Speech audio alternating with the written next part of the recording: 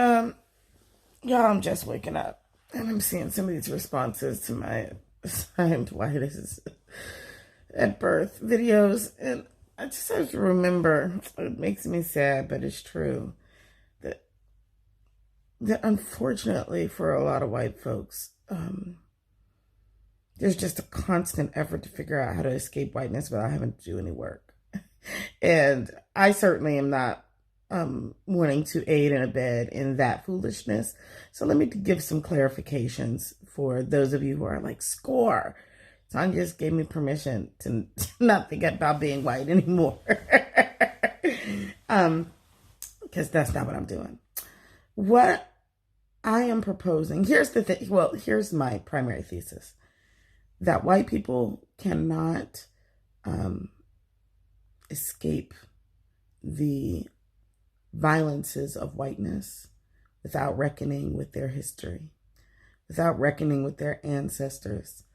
Part of what I believe happens is white people, nice liberal white people, feel bad about the things that their ancestors did. And so their thought is to just, put a rug over the blood and move on. And then try to be a nice person. And that isn't working. It isn't working, one, because there is a relationship that you have ancestrally that has to be reckoned, that has to be dealt with.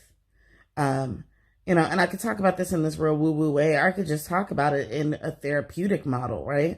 There's not been any trauma in your past that you were like, oh, I'm just going to move on from that you've successfully done so. If you look around your life, there's evidence of the fact that trauma happened, and it seeps out in the ways in which you move through the world.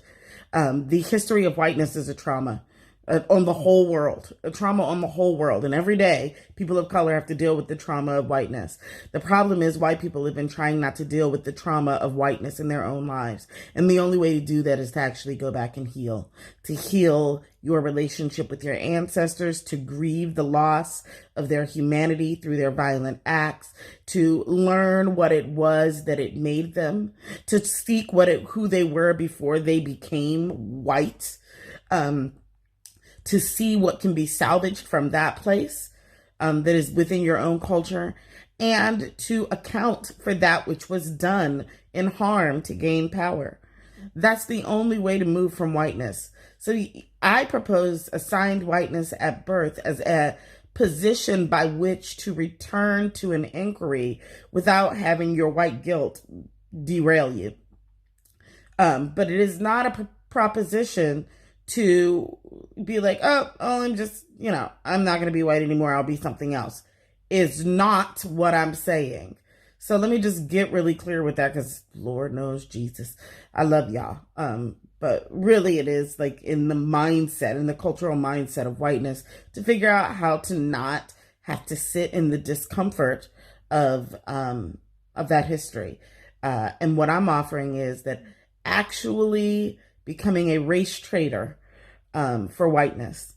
The cultural tenets of whiteness. Be clear, I'm talking about culture. I'm talking about an indoctrination into a system. I'm not talking about your phenotype. In order to eschew the cultural systems of whiteness, you actually have to make yourself aware of what they are. You actually have to become really, really clear about how whiteness operates as a system and where it operates as a system. And then the work is to not only remove it from yourself, but to remove it from the systems and structures in the world where it continues to wreak harm. That is the work of being assigned white at birth. If you really want to get free from whiteness and to see what emerges in its place, you actually got to go backwards and get yourself and get your cousins and get your ancestors and do that lineage work. It's healing work. Gets to healing.